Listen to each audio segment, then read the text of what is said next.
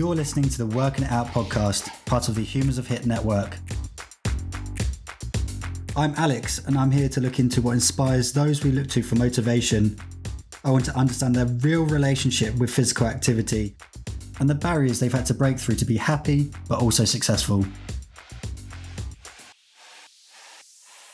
Today we have the para-triathlete, gold medalist and celebrity SAS Who Dare Wins winner, Lauren Steadman. We talk about everything from flamingo socks to the Rio Olympics, family support and the temptations of university. We find out about the real person behind the serial winner, and I can't wait for you to get to know her. It's really an honour to have you here today. Welcome to the podcast, Lauren Steadman. Oh, thank you for having me. I'm really happy and honoured to be here and have a little chat and discuss all walks of life.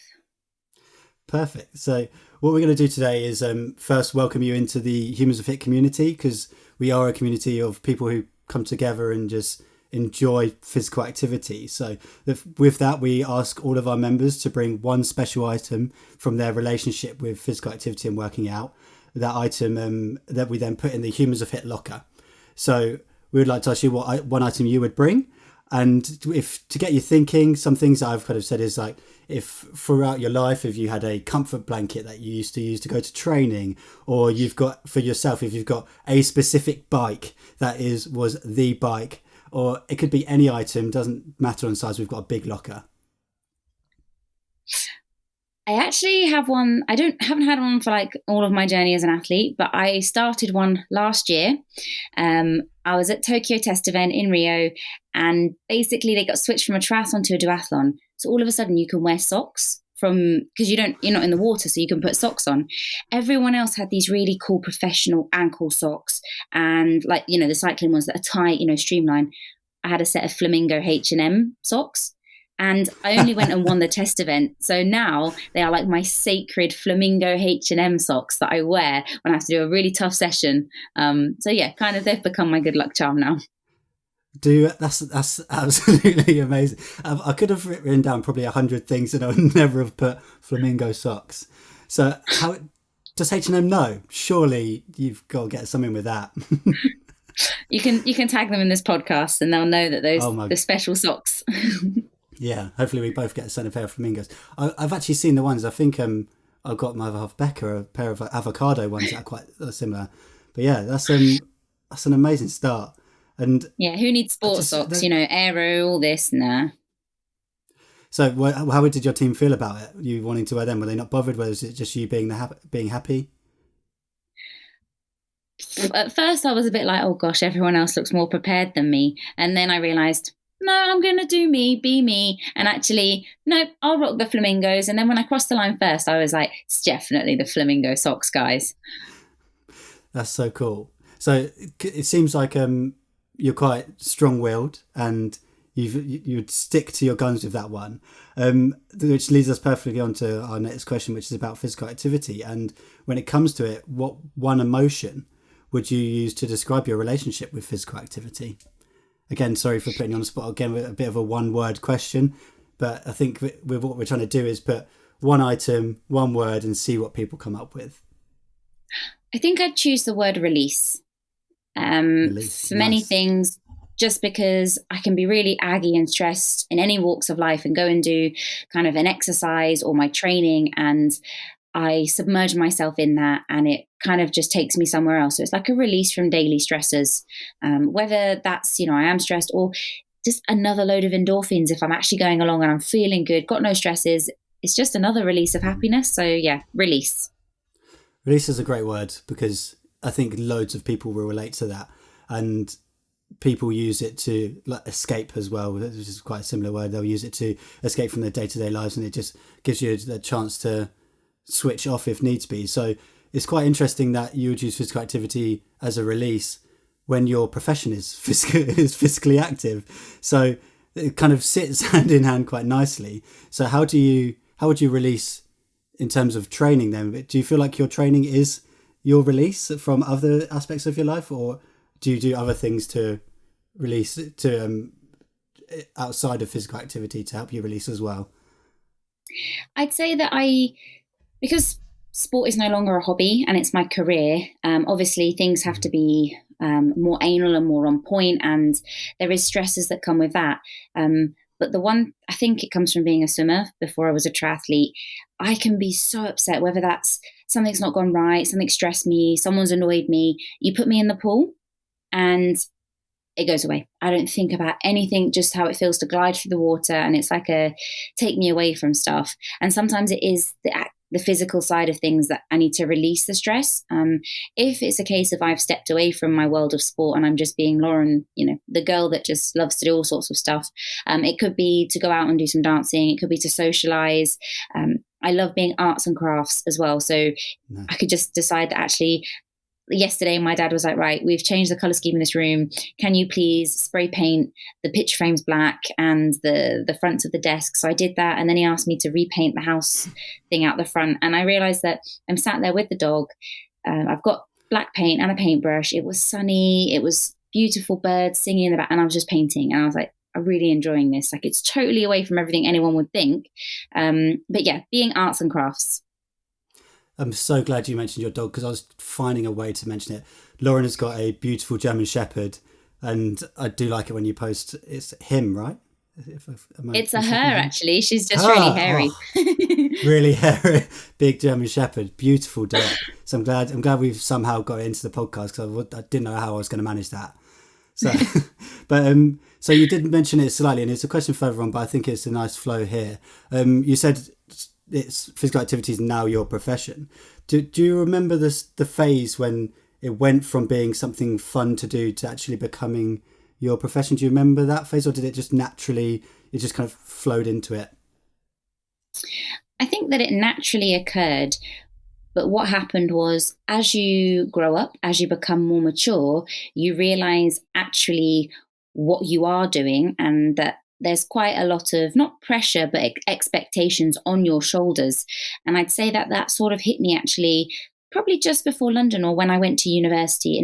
It was no longer something that actually I did it after school with a different group of friends. It wasn't, I still was on Team G back then, but it kind of got to that next level, and you're older and your body's changing now, so you can lift the heavier weights, you can get faster, you can mingle with kind of people that are a couple of levels above you. So I think it was more to do with maturity levels as it was than just kind of all of a sudden I woke up one day and I was like, oh God, this isn't fun anymore. I just have to do this and be the best and become the best possible motor that I can.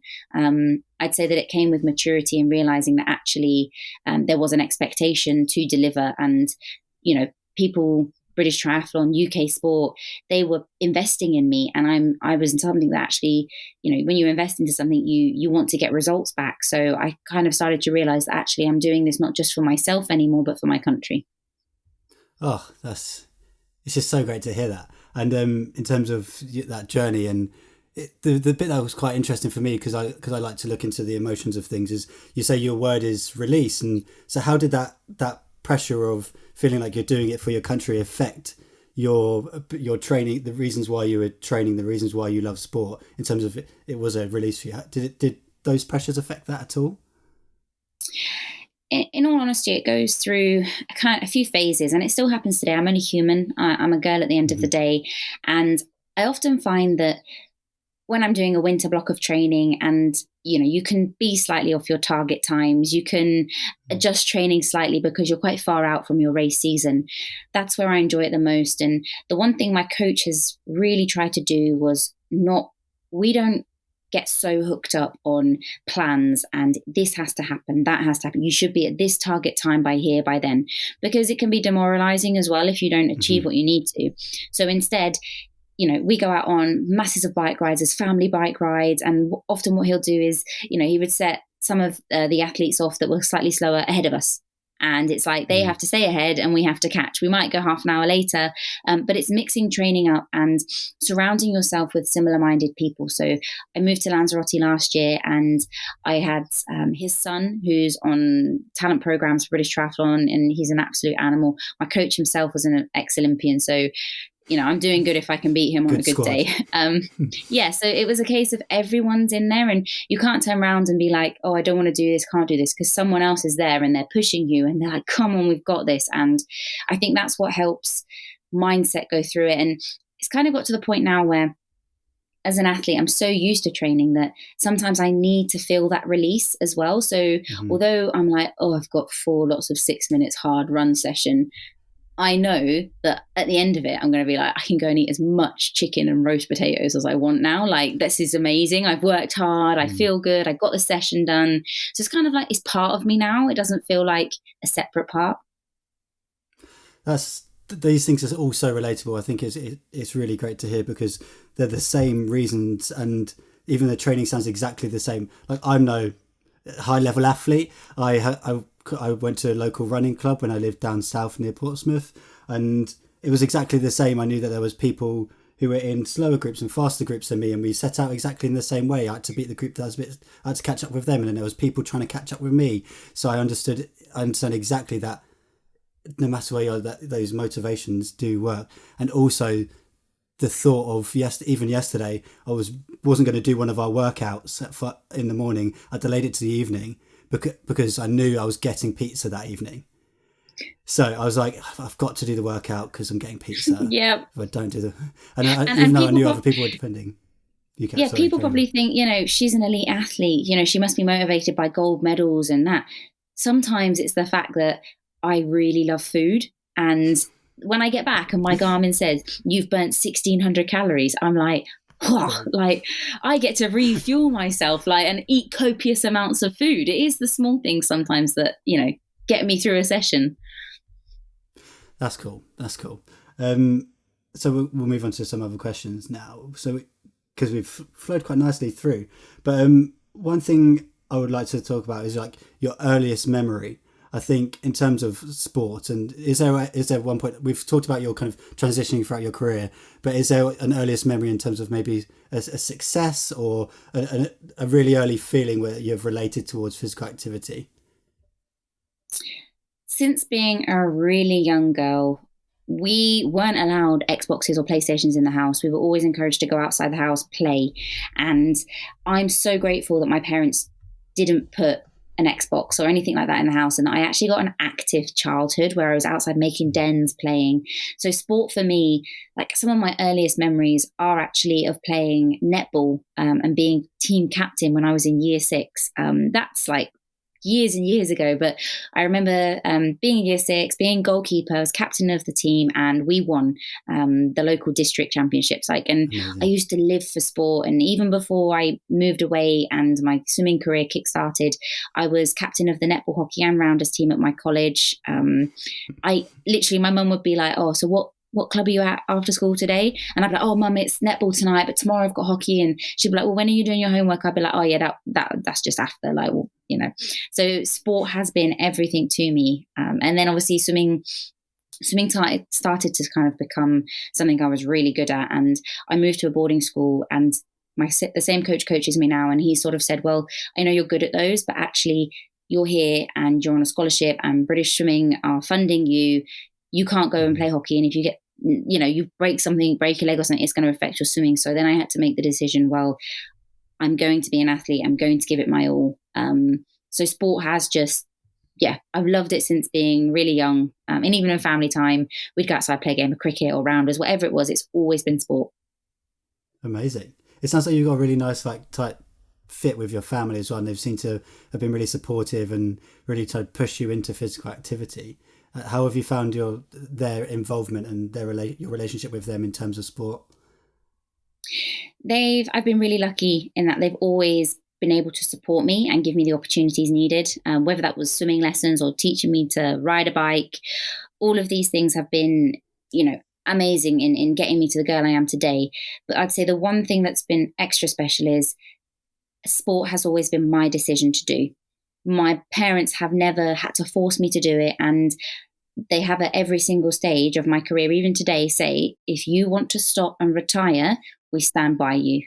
And it's been great because I've known my whole time that I'm not doing it because my mum and dad told me to, or you need to do some exercise or this, that. It's because I wanted to. And I think that goes a really long way. Although I'm sure in lockdown, they're not enjoying me having me back home purely because I make them exercise. Mum was with me yesterday on her bike whilst I was doing my run session. I get my dad out now for 2-hour rides. I think they're going to be super, super fit by the end of lockdown. That's awesome. So you're doing a bit to get them physically active. Are they not normally then? Are they normally They a bit are. more sedentary? Just not No, to no, the same level.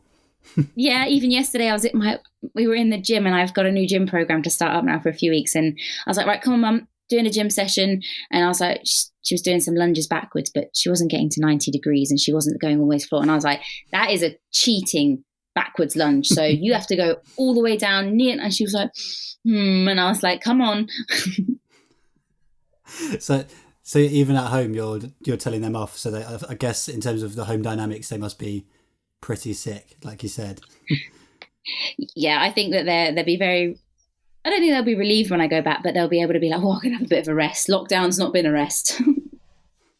Yeah. So building on from like family, what I like to do is ask people about the kind of things they've had to overcome. So we're going to talk a bit about barriers that you may have faced in terms of physical activity. So have there been any barriers that, in terms of your road through sport and into sport, that you've faced and you've had to overcome? Barriers that I guess, had that have potentially been there along the way, but when I look back at them now, they were just hiccups or small bumps in the road. I wouldn't say anything major. I've been very lucky and never had any injuries that have actually taken me away from sport. Starting out, it's always difficult financially as an athlete because you rely on your mum and dad a lot, and that's where I have to thank them for being able to buy £300-400 swimsuits that actually only last for a couple of races. Like, it's pretty intense. And then that kind of, I managed to secure my own funding. I managed to get some sponsors behind me, and I was able to sort of then push forwards. But again, that's always a worry for an athlete is, how are you going to fund things? How are you going to get from A to B? It's not an easy or cheap career. So that was always been a barrier, but I've managed to overcome it. And then I'd probably say the other one is probably just your own mental demons. I would say that actually, probably between Beijing and London, I dealt with a lot of mental barriers. I think I lost a bit of confidence in myself, and actually didn't realize that at the time. Just thought, why am I not getting any faster? But it came down to being able to push into your zone that's not comfortable, and being okay with stepping into it, and being okay if you're going to try a new method and it does blow up. That's fine. Next race, you've learned from it.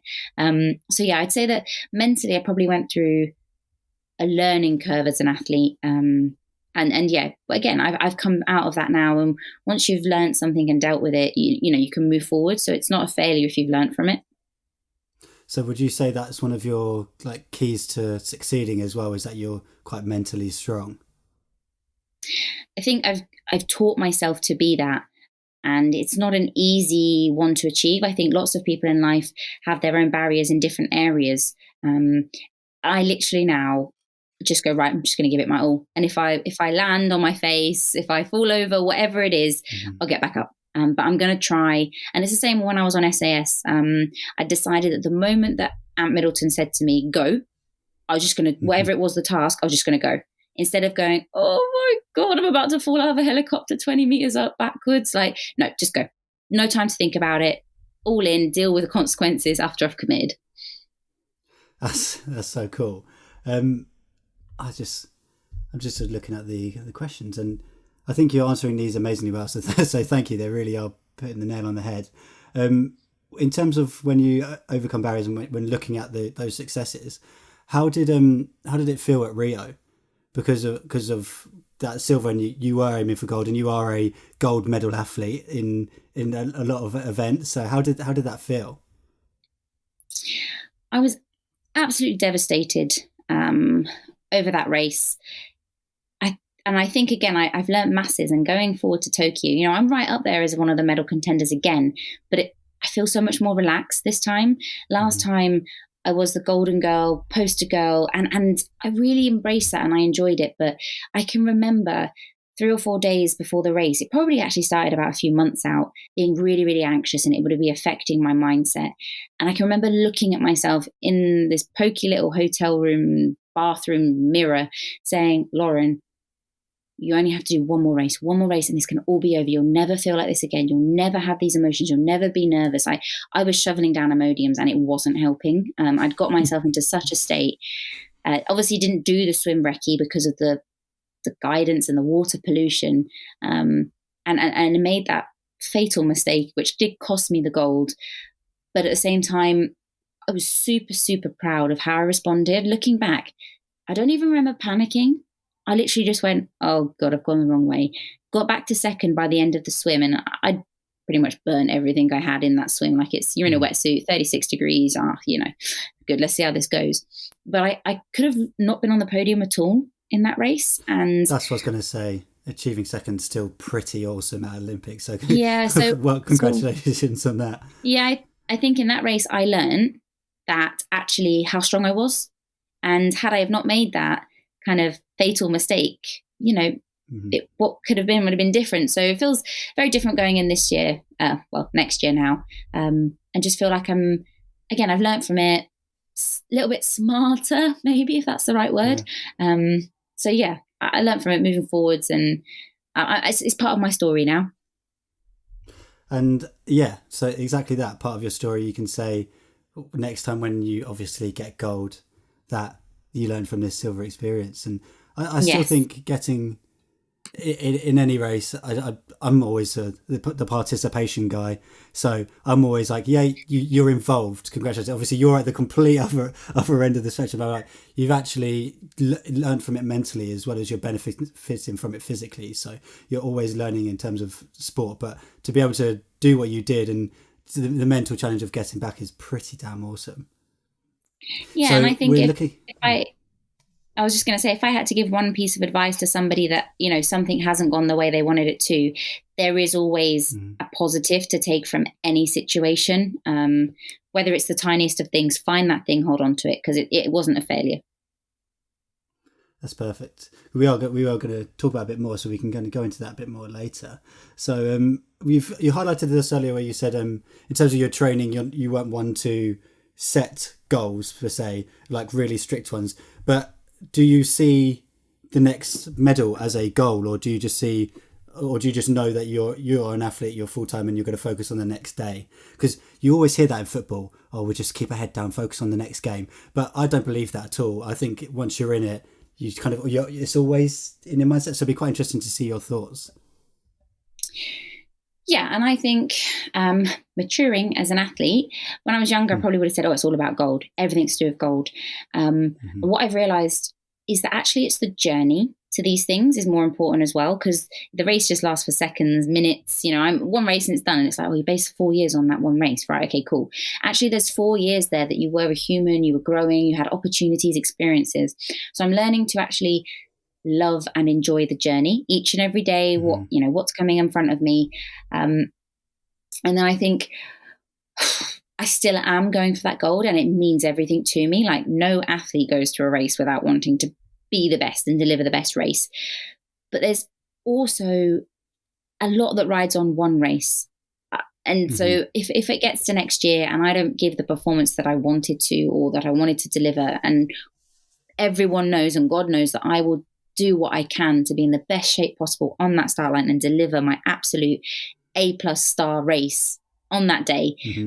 But it doesn't mean it's going to be mine to take. There are a lot of other factors in there. And I think when you get older as an athlete, you start to realize that, you're asking yourself to deliver on an exact day, the exact performance, perfect conditions that suit you. I could get a puncture.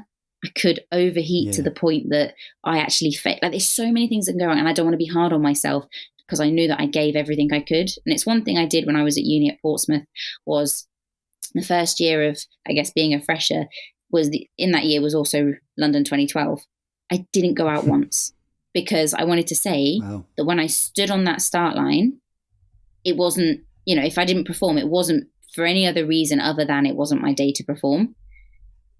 And that is how I look at things going forward. And as long as I give my absolute best with no excuses, I can't ask for any more. Must be quite hard, because I've been to university. I know what it's like in your first year.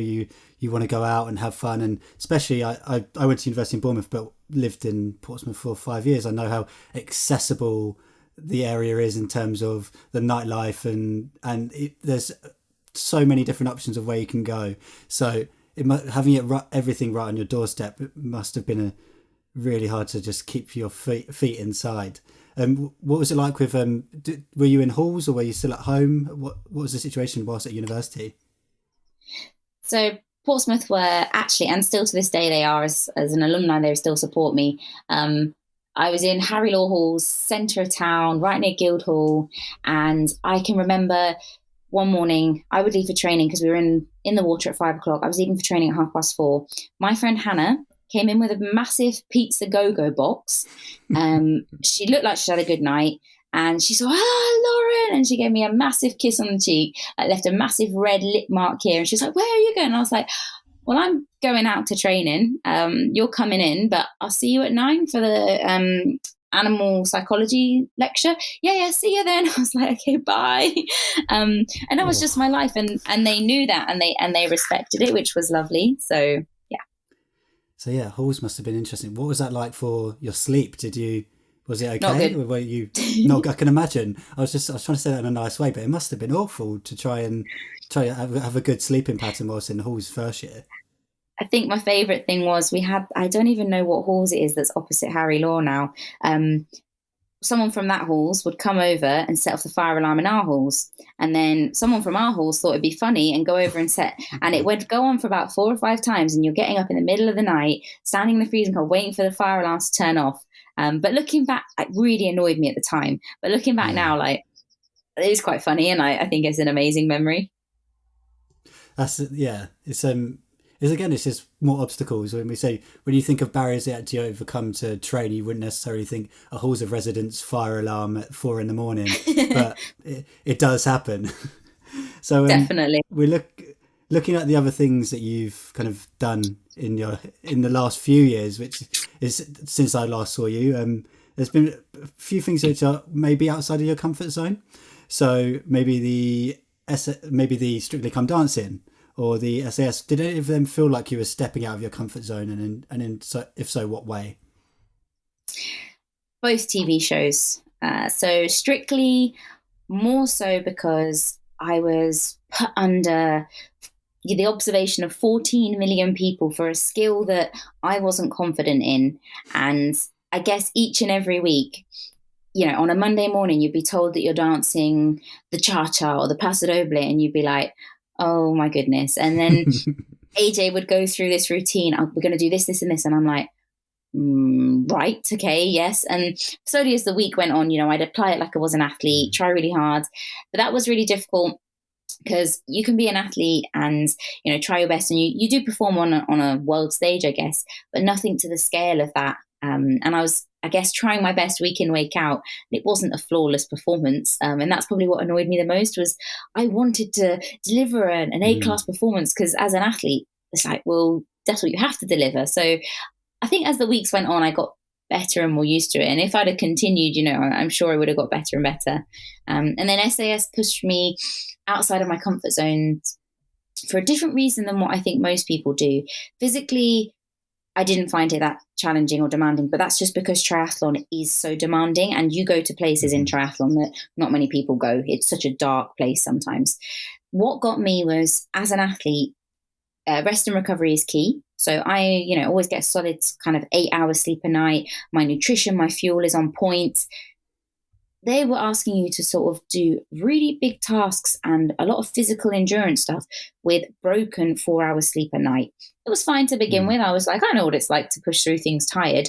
But then when you're coming to sort of day 5, day 6, and you've probably over 6 days had total of about 10 hours sleep, it's like, right, it's not so funny anymore. And someone makes a joke and you're like, well, it's not funny, is it? Like, because you've got no patience left, nothing. And you're on boiled fish, boiled kidney beans, boiled rice. And I was like, oh my God. And then one night they tried to, well, I did.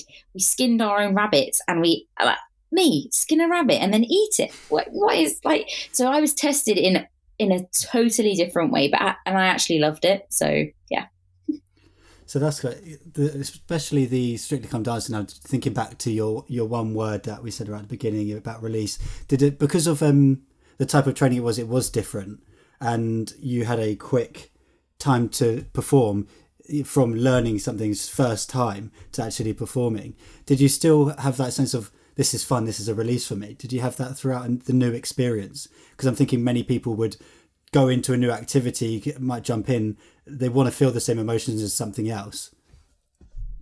What was beautiful for me was I actually got to be a really big girly girl. So I got to have the fake eyelashes on. I got to be in beautiful dresses. I got to have awesome hairstyles, everything like that, which you don't get as an athlete. So for me, it was quite exciting to do that. Sometimes it was really tough training during the week because there'd be one move that you just couldn't get or it didn't work for you. But then AJ was always really good at thinking outside of the box and changing things. And probably Tuesday and Wednesday were the hardest days because you kind of have a little bit of the routine and it was coming together, and then you'd forget a total another bit of it. Thursday, you've kind of actually can get the routine out totally, which is great because now you know you can remember it. And then kind of Thursday evening, Friday, you're like, right, I need to keep practicing to get all the little bits right, like where I look, where my eyes are, what toes are pointed, what's not pointed, the musicality. And then Saturday, you're like, well, I've definitely run out of time now to make it any better. So I need to somehow bring this up. So it was beautiful each and every week to go through an array of motions because you just knew that come Friday, Saturday, everything would be okay. But getting to that point was pretty tough. So that's a really in-depth analysis of that. And it just seems like there's no real difference. It's just from something, I'd say, a smaller stage. And like the whole idea of the Humans Are Fit, like working out podcast, is to say that no matter what the event is, if you go in there, you focus on it, you work hard, and you don't over stress it, and you just get to a point where on the day and just try and enjoy it. I think people can replicate that at any level, and that's quite a beautiful thing to show. The SAS Who Dares Wins. Do you officially win, or are you inducted in? And what happens when I'm hoping that there's like a bar somewhere where you all just like get a pass to. Is that what happens? Yeah, so I'm actually not going to Tokyo, and I'm leaving and joining the Special Forces, so I can't say any more.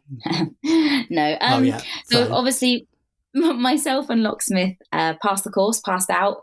I think it's just the fact that you've passed out, you get to take away. You don't get any sort of special bar entry, which would be very nice. I was very cheeky and asked for my number 7 and his number 6 and 2 of the jumpers that we wore into the trousers, and I framed it, and I got a gold plaque written underneath that says number 6 Locksmith SAS Celebrity Champion 2019, and I did that for myself as well. So I made something for us because I think it's nice to have something on the wall that shows something you've done. Coming back to the arts and crafts part of you. Yeah, I think it just comes with bragging rights. Yeah, I think that's such a huge bragging right, and I would, especially with my friends, I would try to do exactly the same. But mine, I just like scored the last goal in a 5-a-side match, and I would bang on about it forever. But I would honestly that both all of your achievements, I would be unbearable. I don't think I'll be as calm and collected as you are right now. But so yeah, it's pretty cool. So we're coming to the end. We've got 2 more questions before the first one now is about, we've spoken quite a lot about your motivations, barriers, your emotions towards physical activity. And I think a lot of people will be fired up. Well, that's the hope, that's the dream, that someone listening to this who follows yourself or follows the podcast might say, yes, I want to do something. What would you say to that person to kind of give them that bump into activity now? I'd say to them that you never know unless you try. And when it's a new task in front of you, it's going to be daunting. It's going to be, if you understand your reasons why for doing it, that will help you stay motivated. So it's easy to say, I want to lose weight, I want to do a marathon. Why do you actually want to do the marathon, and why do you actually want to lose weight? Work out what your why is first. So, if it's to lose weight, why? Is that to look better in your clothes, feel better in your clothes? That can be your motivator then going forward, because you can, as soon as things get tough or you're like, oh, I don't want to do that, you're like, wait a minute, I remember why I started. And you can go. And as I mentioned at the beginning of that answer, was that you can start something, give it a go, and give it a good go, but you can always stop. So don't be afraid to start something, because it's not like a, I don't know, once you start, you have to continue. Like, let's just say I went and started taekwondo because but I'm a bit nervous, I've never fought before. If I don't like it after 4 or 5 weeks, I'll just say, oh guys, sorry, this one's not for me. I haven't found my skill yet. I haven't found my sport.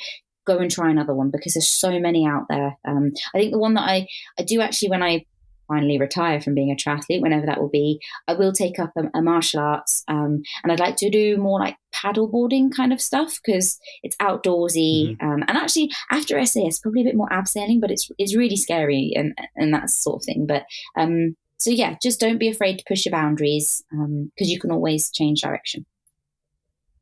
That's amazing. I think I've completely relate to them, and I'm glad that you brought it back to say you do want to try martial arts, because when you said, oh, I don't like taekwondo, and or you might not like taekwondo, I had a bad experience with Brazilian jiu-jitsu, and I didn't want to pick on the martial arts, but I like football and running and sports like that, and I tried to play golf and I'm awful, but I tried Brazilian jiu-jitsu, and someone actually, a sweat drop went from their head to my head whilst they were pinned me down, and just the thought of that, I was like, oh no.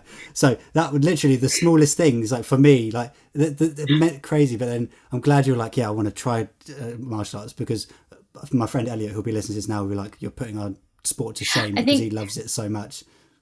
What got me in SAS was I've never actually been hit, and I've never hit anybody.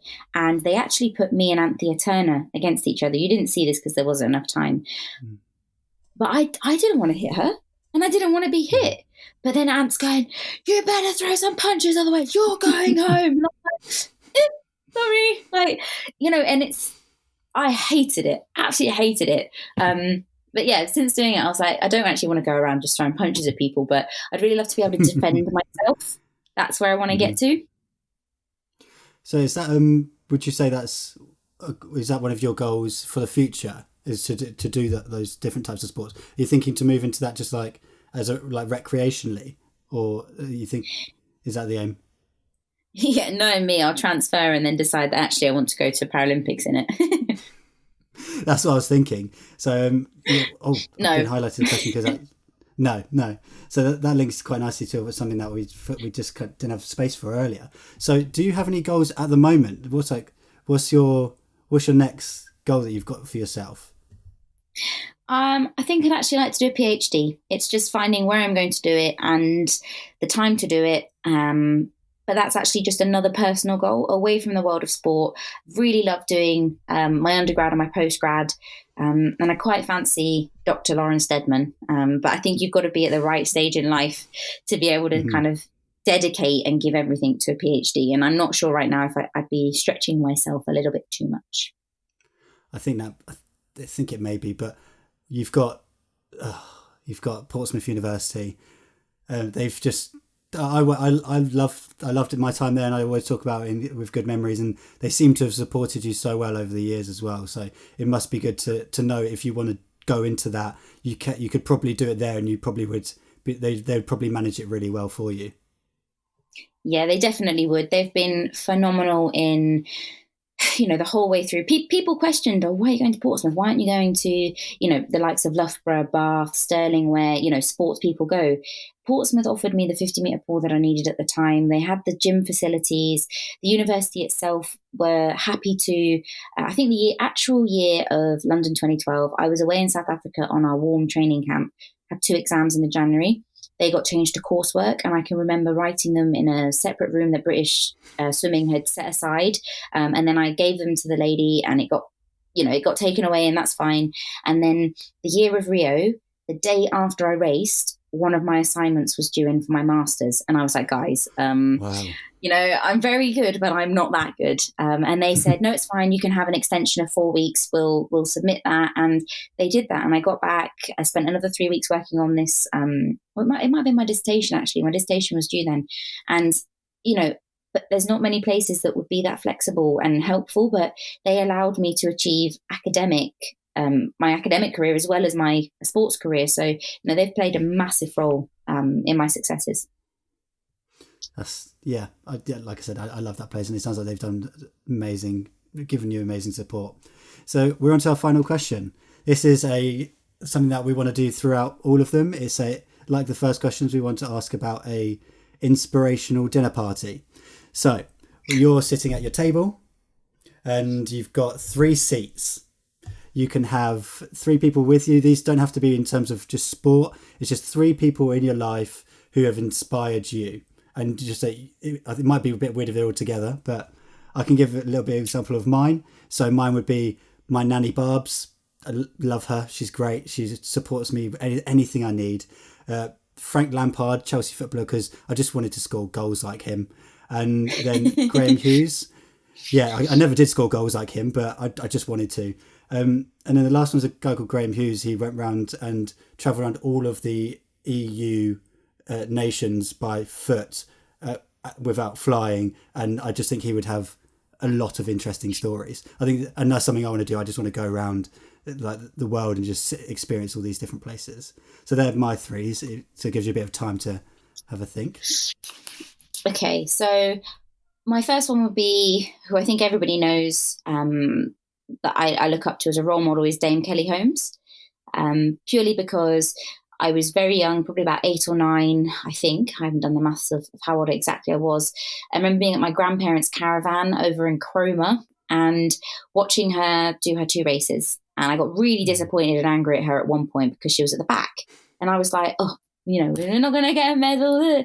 And then all of a sudden she just came through with absolute power, determination and true grit. And she won 2 gold medals. And I was like, if you're going to do it, that's how you do it. And it made me think, I'd love to do that one day. Like, she's been amazing. So I probably have Dame Kelly Holmes. I would probably also have my own coach, Robin Brew, purely because my coach has coached me when I was 14 and he's still with me now at 27. And he's basically been like a second dad. And I look to him to be very true and honest to me, inspiring himself. I mean, the guy's an animal anyway, but the fact that I can still train with him and put out some absolutely massive watts on the bike, and his story, his journey, he went to Los Angeles for 200 meters individual medley, qualified and got the Olympic record in the morning, but missed out and come 4th in the final. And just listening to his story and how he dealt with that being so close, I find that really inspiring. So yeah, my coach, Robin Brew. And then the last one, which you didn't give me on any rules who I could have at the table, is, as you said with your nan, my grandma passed last year, but I actually, if I could bring her back just for a tea party, I'd bring my grandma back because she was the first person who taught me to swim. She is the person that taught me to do all my arts and crafts, all my baking. So she played a massive role when I was younger. And my mum and dad were quite young when they had me and my sister. So we were basically taken to my grandparents every weekend, and we'd be picked up on Sunday. Best times of our life. Sweets and turkey Twizzlers, chocolate, you name it. Grandparents, woo! But yeah, so I'd have my grandma as well. Cool. So just so we've got them all 3 around the table, can you say them all together, please? I would have Dame Kelly Holmes, Robin Brew, and my grandma. Awesome. I think you would have the time of your life by the sounds of it. You would have, I don't know what the first conversation would be, but you seem like you'd be really happy, which is cool. I would be. That's the podcast done. I hope you enjoyed that. We've hopefully worked out what's made you the athlete you are today, and what's inspired you, what's motivated you, and hopefully motivated some other people to be physically active and do some physical activity. So thank you so much. Thank you for having me, guys.